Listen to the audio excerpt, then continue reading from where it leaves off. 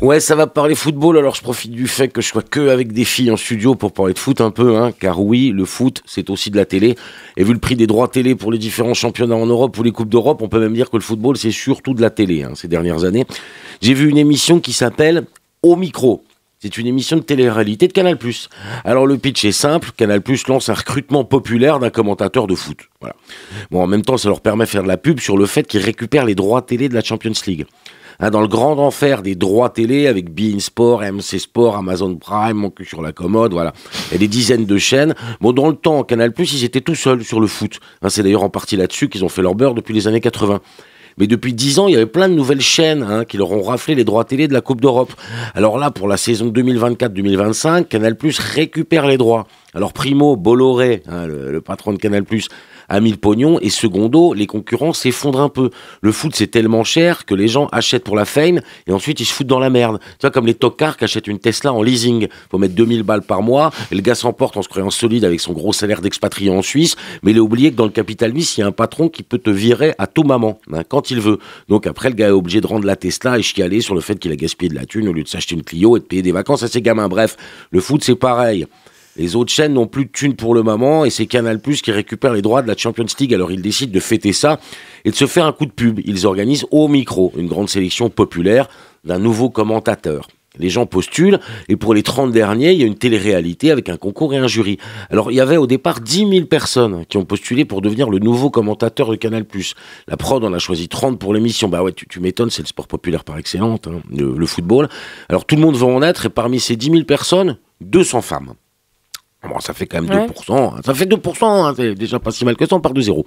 Alors, le grand gagnant du concours, il lui signe un CDD au service des sports. Un CDD. Tu vois le niveau du capitalisme qu'on a atteint. Les gens se jettent sur une télé-réalité où il y a un CDD au bout. Et si ça se trouve, il y a un CDD d'une semaine. On sait pas, on dirait les années 30, c'est la Grande Dépression. Les gens crèvent la dalle.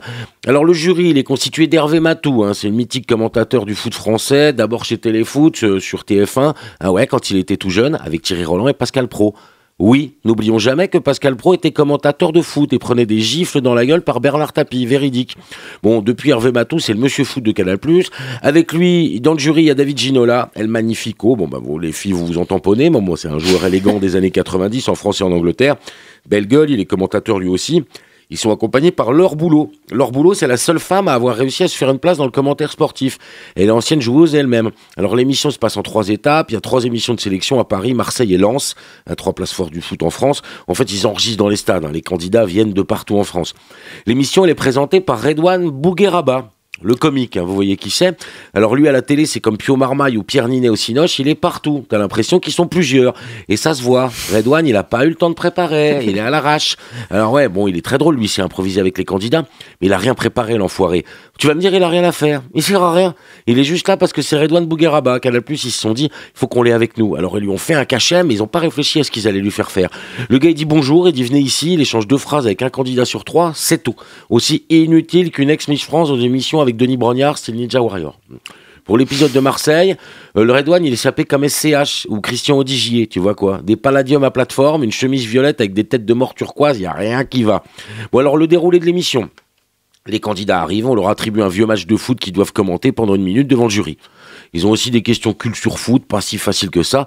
Ils sont très forts, Ils ou elles sont très forts parce qu'ils ont quand même gardé 5 femmes sur les 30 présélectionnées. Alors, par exemple, il y a un candidat, il se rappelle du nom des arbitres d'une rencontre jouée en 2016 entre Arsenal et Lille, et le nom du gars qui était capitaine, et pourquoi le capitaine habituel était absent, en l'occurrence, c'était une petite gastro. Bref, ils sont vraiment balèzes sur la culture foot.